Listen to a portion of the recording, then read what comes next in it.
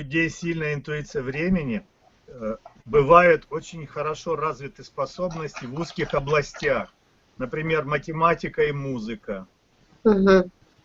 And the last thing he wanted to add is that the annihilate types will have, they will become expert in some narrow profession, like, for example, math or music. И у них способности, не только они эксперты, и способности в этих областях действительно есть. And it's not just they're experts, but they also have abilities and talents in those fields. Вот здесь я к чему это говорю, что в противоположность к экстравертным интуитам возможностей, которые наделены понемножку в разных областях. У интуита времени есть в узких областях, ну, такие глубокие способности. В этом разница. It's just to compare that the extroverted intuitive, like would be the NETI, for example, just to compare that type. Those types will have knowledge a little bit in everything, and then the NI lead will have this expert knowledge of, deep knowledge of something, of a subject. Yeah, Dario, could you, I saw a bit how you defined NI as draw upon the whole brain, as in neocortex, to realize an answer to a novel problem, and then sort of how you've defined, or how you and Linda Berens define SI as it's like set and trained procedures, and then you've got this sort of more versus something which is more novel. I just wondered if you could describe how they sort of like battle each other or in conflict, those two approaches, SI and NI. Yes, it's a big question. Yes, with all of the NI college students, they would show this flow activity when I would give them a novel problem that they had no idea how to solve. And it didn't always work. Sometimes it succeeded, sometimes it failed. In contrast with the SI types, who would show this flow state when they recalled the past, or they duplicated something that they had memorized from the past. And, well, we'll start with that. То есть Дарио говорит, что они объясняют, что у Дарио есть, ну, как бы, подопытные люди, которые, значит, белые интуиты, значит, белые сенсорики. Если Дарио им какую-то новую даст задачу, какую-то совершенно новую, то белые интуиты не всегда, иногда, говорит, работают, иногда нет. Могут справиться с этой задачей, но в основном, как бы, нет. Как раз-таки те, которые белые сенсорики, у них как-то это больше получается, потому что у них какая-то есть визуальная память того, что они где-то когда-то что-то чем-то с этим сталкивались физически, они могут это как бы повторить еще раз. I want to relate something, what Ben asked, back to what Victor said about becoming an expert with ability. Я, говорит, хотел бы вернуться к тому, что вы, Виктор, сказали, что по поводу быть экспертом с возможностями. When I look at adult NI types,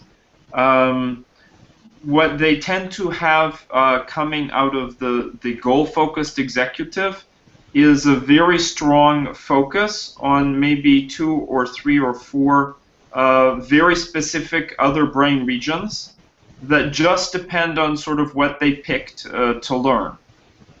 То есть вот этот вот правое полушарие как раз помогает активировать еще очень определенные зоны мозга, которые вот белые интуиты выбрали как что-то специально нужно было выучить им. So, for example, as an adult, I learned how to play guitar.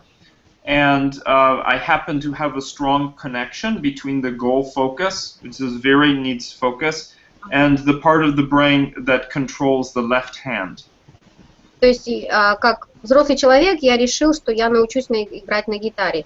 То есть у него вот эта вот первая часть мозга активирует именно ту часть мозга, которая контролирует левую руку. And this requires from me a lot of how can I say, focus and lack of distraction, unlike maybe some other musicians that are SE types or something. То есть для него это какое-то поведение, которое он должен был выучить, то есть чтобы его не отвлекали, чтобы он фокусировался больше, то есть он ведет себя немного по-другому, как, например, там сенсорики силовые.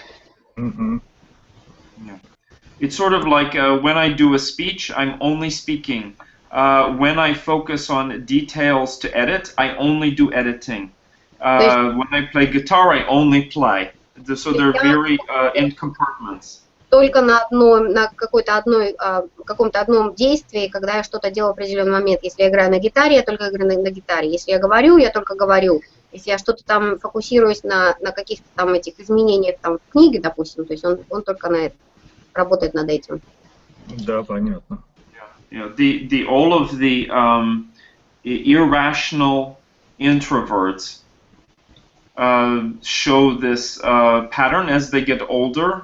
They have, and this balances their sort of, the open-ended perception. It seems to balance it. То есть вот эти все иррациональные, did you say irrational introverts? Irrational introverts. Иррациональные интроверты, они показывают эту тенденцию.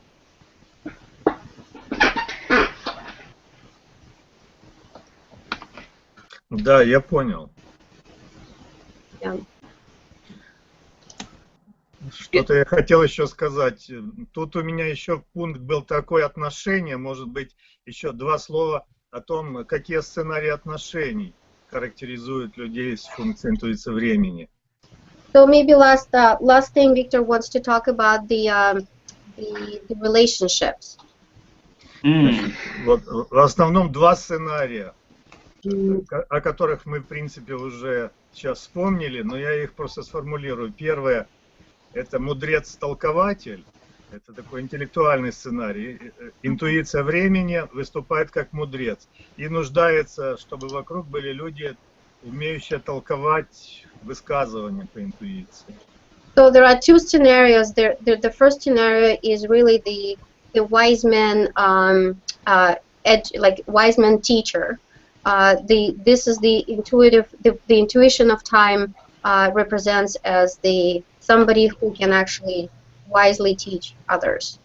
И он нуждается в толкователях, которые переводят на более понятный язык, чтобы дошло до всех.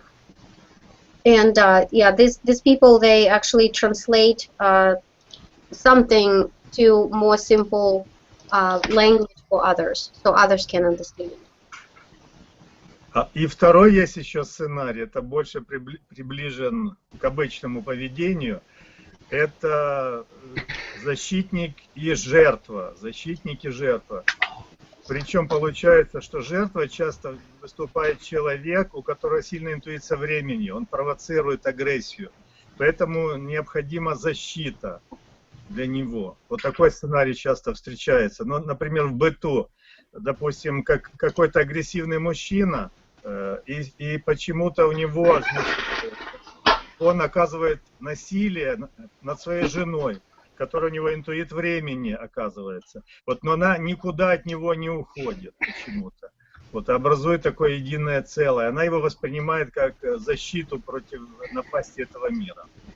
And the second scenario is when, which happens typically in this life that you can see is the relationships between the aggressor, the SE types, with the victim, the NI types. Usually that's kind of, you will see a lot of times where, he's really aggressive, behaving aggressively towards his wife, who will be an ILE, but she doesn't leave him, and that's kind of another relationship.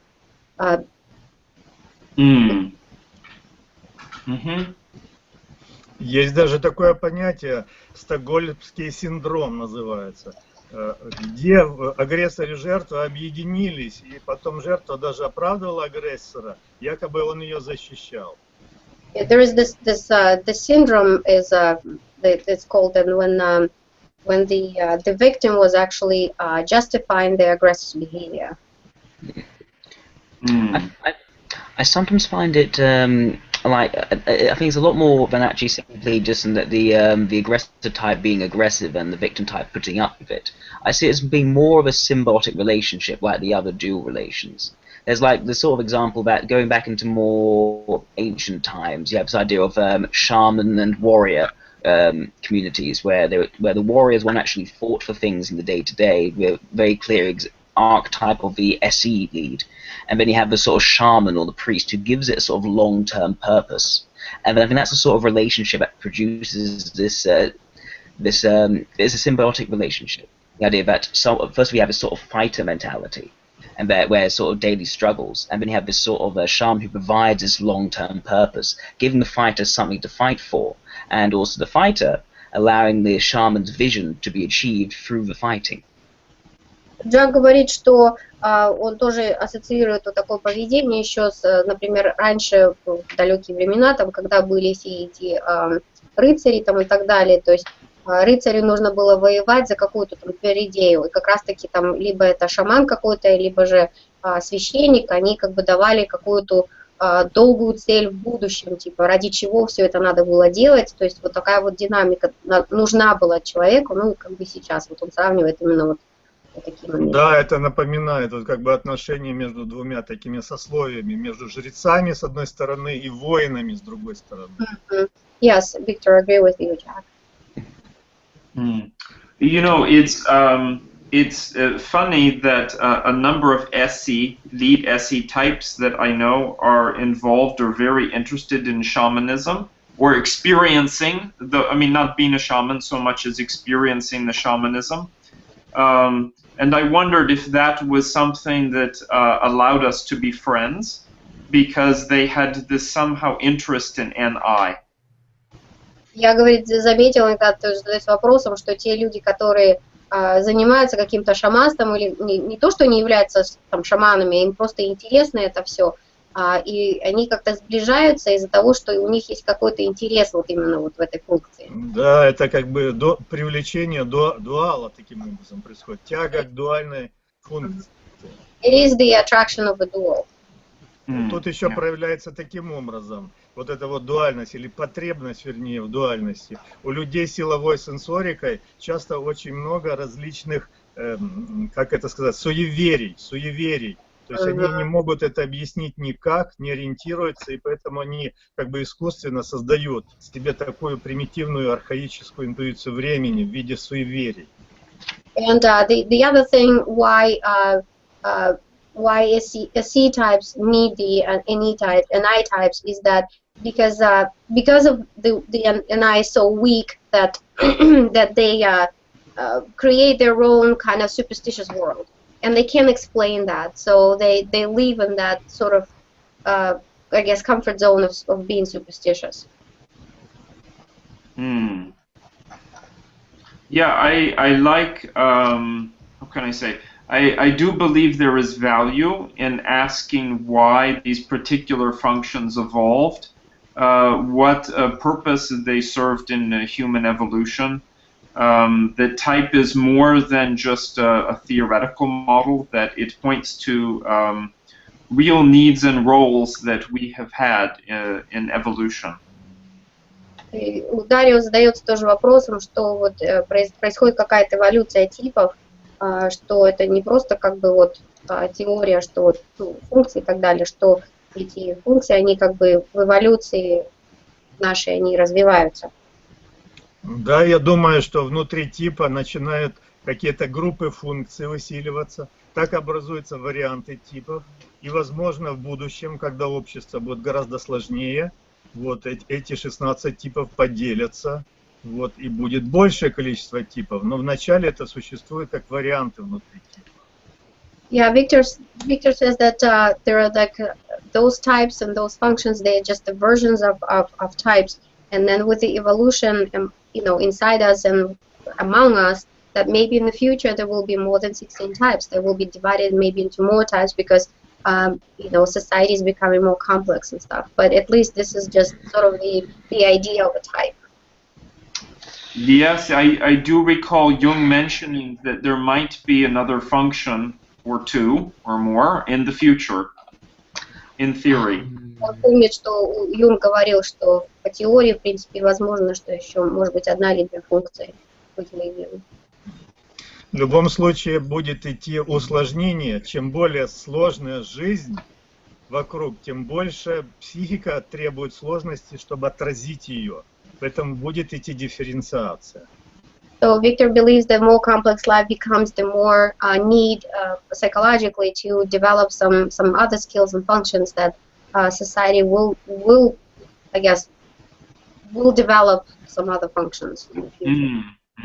It seems like the alternative to that, if we don't do that, is a kind of madness that causes the society to collapse.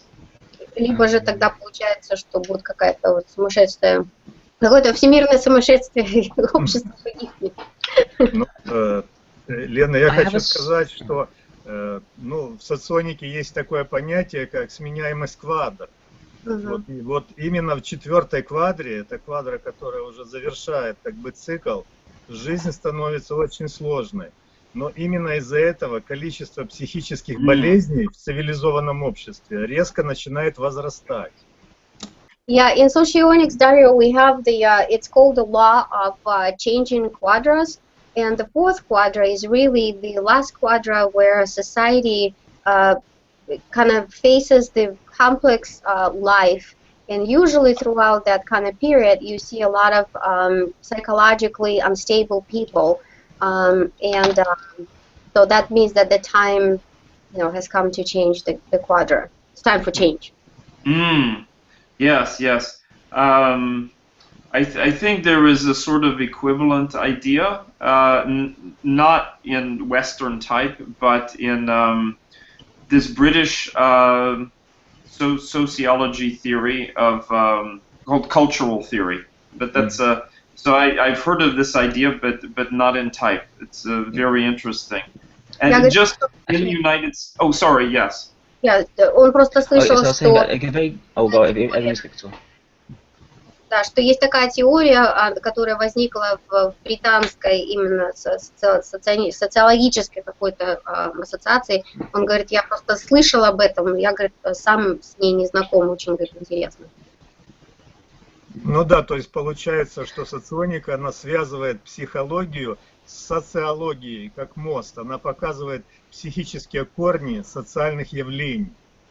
Yeah, socionics is really like a bridge between the psychology and sociology. It sort of shows the changes in the society through the psychological differences.